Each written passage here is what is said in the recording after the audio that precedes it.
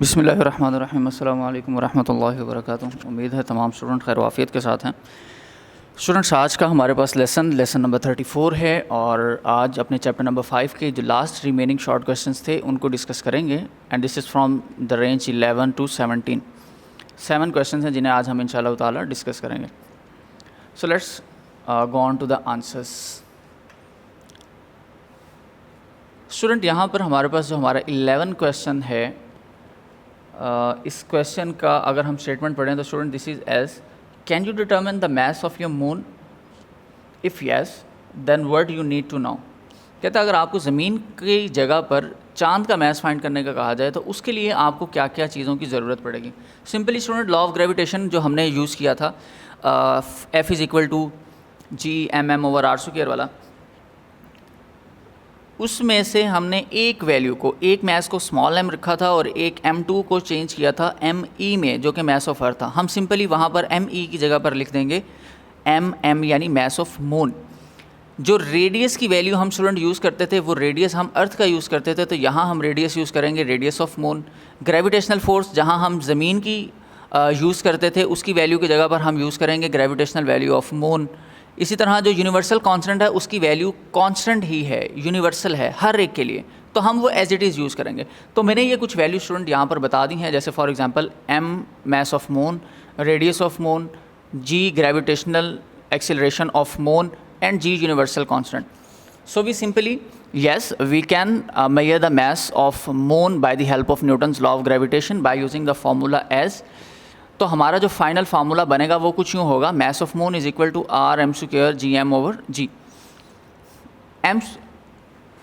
और यहाँ पर स्टूडेंट mm से मुराद हमारे पास मास ऑफ मून है, rm से मुराद रेडियस है। इसकी वैल्यू जो है स्टूडेंट हमारे पास 1.74 × 10⁻⁶ है रेडियस ऑफ मून की।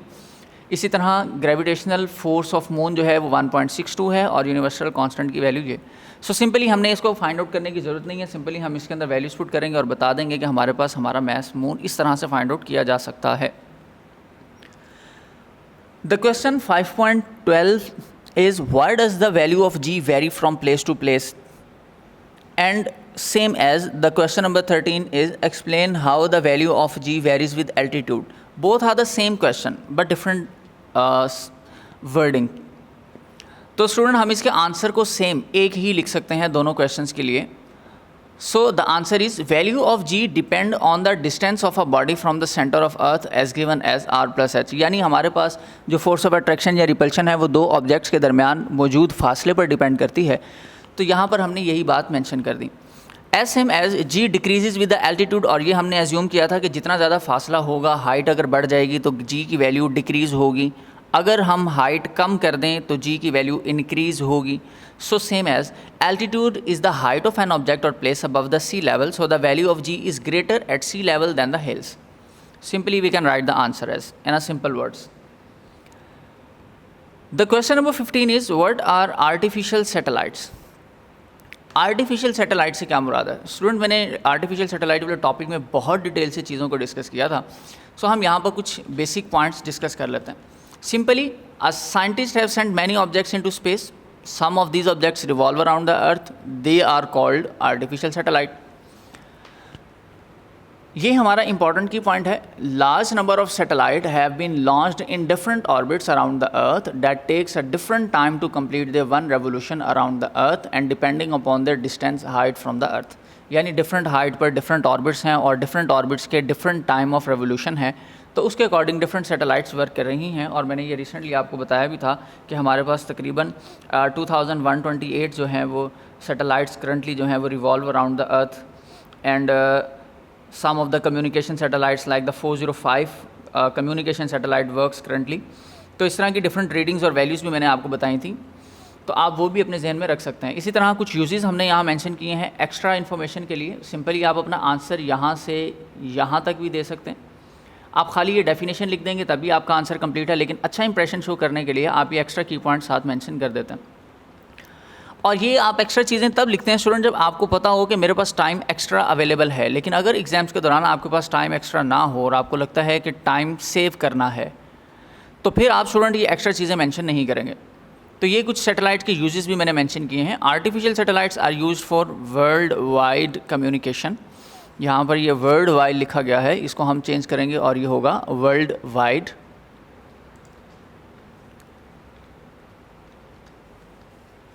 इसी तरह सेकंड नंबर पे स्टूडेंट हमारे पास है weather observation, navigation purposes and military purposes.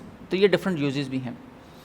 Question number 15 is how the Newton's law of gravitation helps in understanding the motion of satellite. Law of gravitation हमें किस तरह से हेल्प करता है हमारी मोशन ऑफ सैटेलाइट को डिस्कस करने के अंदर। स्टूडेंट सैटेलाइट का मतलब ये है कि जो प्लैनेट के राउंड अबाउट सर्कुलर पाथ में रोटेट करें। तो कोई भी ऑब्जेक्ट जो हमारे सर्कुलर पाथ के अंदर यानी कि ज़मीन के सर्कुलर पाथ में रोटेट कर रहा है उस पर ग्रेविटेशनल फोर्स एक्ट करती है। जब ग्रेविटेशनल फोर्स एक्ट करेगी तो दो बॉडीज़ के दरमियान फोर्स ऑफ अट्रैक्शन का कंसेप्ट आता है। जब फोर्स ऑफ अट्रैक्शन का कंसेप्ट आता है तो then we should have to use the law of gravitation there. So the answer is the motion of satellite is due to the gravitational force of earth and as we know that Newton's give the law of gravitation, so we can say the Newton's law of gravitation is help us in understanding the motion of satellite. Question number 16 is on what factor the orbital speed of satellite depends. Student यहाँ पर कुछ points याद रख लीजिएगा आप अपने पास। For example किसी भी फार्मूले के अंदर जब उसके फैक्टर्स की बात की जाती है तो उस फार्मूले में मौजूद डिफरेंट वर्ड और लेटर्स उसके फैक्टर होते हैं। तो ऑर्बिटल स्पीड का फाइनल फार्मूला ये था। अब अगर आपसे पूछा जाए कि what are the factors of the orbital speed of satellite, so we just conclude G, H and radius. तो हम सिंपली इस तरह से लिख सकते हैं, ठीक है। हम किस तरह से लिख सकते हैं स्टूडेंट, जी एंड एच या जी एंड आर। यहाँ पर स्टूडेंट ये याद रखें ये जो मैंने जी के साथ एच लिखा है ये एक्चुअली स्मॉल एच है जो इसके साथ नीचे आएगा, यानी कि ग्रेविटेशनल हाइट के लिए हमने मेंशन किया था ये। तो आप इस चीज़ को बॉदर ना कीजिएगा। साथ ये हमारे पास आर प्लस एच रेडियस था, यानी सिंपल फार्मूले में दो फैक्टर हैं, ग्रेविटेशनल फोर्स एंड रेडियस, बस। So we can say that the orbital speed depends upon the gravitational acceleration and distance between the center of Earth and satellite. दो चीज़ों पर डिपेंड करती है। And the last question is why communication satellites are stationed at the geostationary orbit. हम उनको satellites को stationed यानी रुका हुआ क्यों रखते हैं या क्यों ऑब्जर्व करते हैं इन geostationary orbits में। So geostationary satellite takes 24 hours to complete the one revolution around the Earth. As Earth also completes its one revolution about its axis in 24 hours, hence these geostationary satellites appears to be stationary with respect to Earth and its acceleration is with respect to Earth is 0. So simply इसके answer हमारे पास यहाँ पर आ जाते हैं कि communication satellite की speed जो हमें चाहिए उसके लिए ऑर्बिट हम जो सेलेक्ट करते हैं उस ऑर्बिट में उसकी स्पीड 3.7 के करीब थी और वो अपना टाइम 24 आवर कंप्लीट लेती है एक रेवोल्यूशन के लिए। सेम टाइम पीरियड हम अर्थ का भी यूज़ करते हैं, अर्थ भी अपना एक एक्सियल रोटेशन 24 आवर में कंप्लीट करती है। तो due to the same time of revolution, same time period, जो हमारे पास सैटेलाइट है वो ऐसे अपीयर होती है जैसे कि वो रेस्ट में है with respect to zero velocity और विद रिस्पेक्ट टू अर्थ उसकी वेलोसिटी ज़ीरो हो जाती है। तो स्टूडेंट फिर हम इस वजह से इसके आंसर को इस तरह से एज्यूम करते हैं कि hence these geostationary satellite appears to be stationary with respect to Earth and its acceleration is with respect to Earth is 0। ठीक है, तो हम इसको ये फाइनली एज्यूम यहाँ पर करते हैं। तो स्टूडेंट ये आपके एक्सरसाइज के शॉर्ट क्वेश्चन थे। इसके अलावा आपके कुछ एक्स्ट्रा शॉर्ट क्वेश्चन जो हैं वो भी बहुत ज़्यादा बन सकते हैं जो हम डिफरेंट काइंड के कंसेप्ट से जो है वो ड्रॉ कर सकते हैं। तो स्टूडेंट आपके लिए इतना ही काफ़ी है। आप फ़िलहाल अपनी एक्सरसाइज के शॉर्ट क्वेश्चंस याद कीजिएगा। एक्स्ट्रा शॉर्ट क्वेश्चंस जो है वो इंशाल्लाह ताला हम अपने प्रॉपर क्लासेस के अंदर डिस्कस कर लेंगे फर्दर। और नेक्स्ट लेसन के अंदर हम इंशाल्लाह ताला अपने न्यूमेरिकल्स को डिस्कस करेंगे। न्यूमेरिकल्स के लिए स्टूडेंट आपको कुछ फार्मूलाज बहुत ज़्यादा याद होने चाहिए। इस चैप्टर के अंदर हमने 3 बेसिक फार्मूलाज डिस्कस किए हैं और उनमें सबसे पहले नंबर पे स्टूडेंट लॉ ऑफ ग्रेविटेशन का फार्मूला है, सेकेंडली मैस ऑफ अर्थ का फार्मूला था, फिर इसके बाद हमारे पास ऑर्बिटल स्पीड का फार्मूला था। तो ये 3-4 अगर फार्मूलाज की वैल्यूज़ आप याद कर लेंगे तो आपके लिए न्यूमेरिकल्स को सॉल्व करना बहुत ज़्यादा इजी हो जाएगा और समझना भी आसान हो जाएगा। तो उम्मीद है कि आप अपने नेक्स्ट लेसन तक के जो है वो अपने इन न्यूमेरिकल्स के लिए जो फार्मूलाज हैं इनको अच्छे तरीके से याद और कर लेंगे और समझ भी लेंगे ताकि नेक्स्ट में न्यूमेरिकल्स के दौरान आपके लिए ये बहुत ज़्यादा हेल्पफुल साबित हो सकें। तो नेक्स्ट लेक्चर तक के लिए स्टूडेंट्स इजाज़त दीजिए। अल्लाह हाफ़िज़।